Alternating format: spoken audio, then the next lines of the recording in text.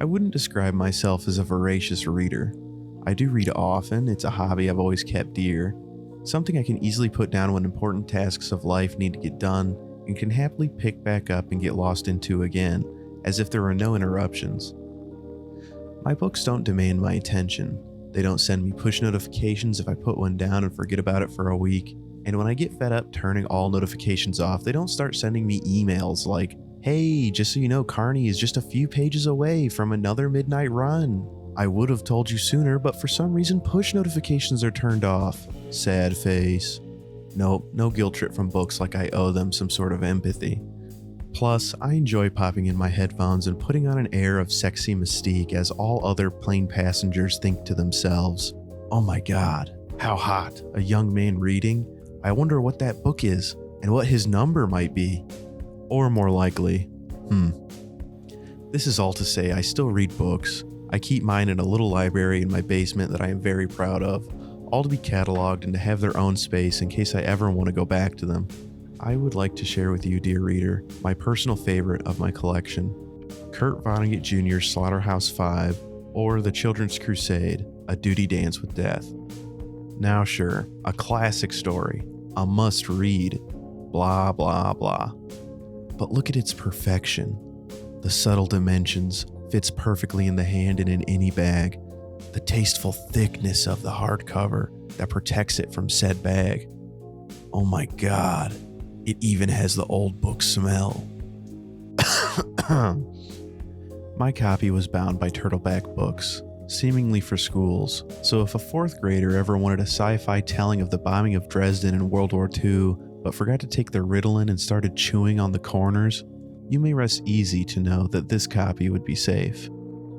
Visiting Turtleback Books' website doesn't inspire confidence if you want to start collecting your favorite stories in this binding, but a lot of what I've wanted I've been able to find on eBay, so soon, my friends. Now, I don't want to advise you to not buy a book because it isn't available in a certain format. I believe I have a particularly unique case that fuels my pretentiousness here. My current job requires me to fly across the country. A lot. I am on a plane at least 6 times a month, and if you travel that much, you are incentivized pretty quickly to narrow down what is absolutely road essential, not lug around to anything else. For me, work tools in the backpack, clothes and toiletries in the carry-on, and a book. Hardcovers are pretty good.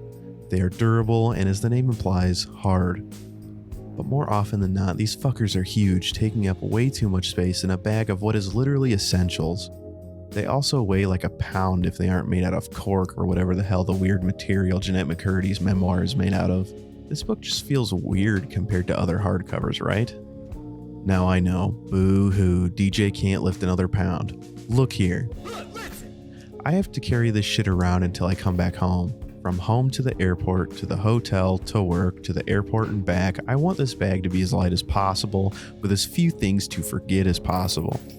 Now on paper, paperbacks seem like a pretty good resolution to that problem. They are light, weighing almost nothing, and can fit on top of almost any backpack even if it's full.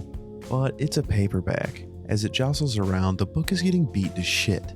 I've nearly destroyed all of my Game of Thrones series this way. And these are mass market size paperbacks, as I'm sure you've seen some absolute fools of publishers also make larger format paperbacks.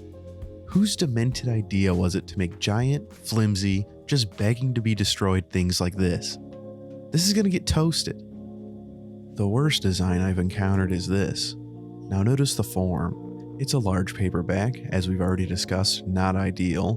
But look here, the title cover page has just enough missing that it can catch on everything in the bag and destroy itself. The one job of a cover is to protect the pages. How on earth does this thing protect pages?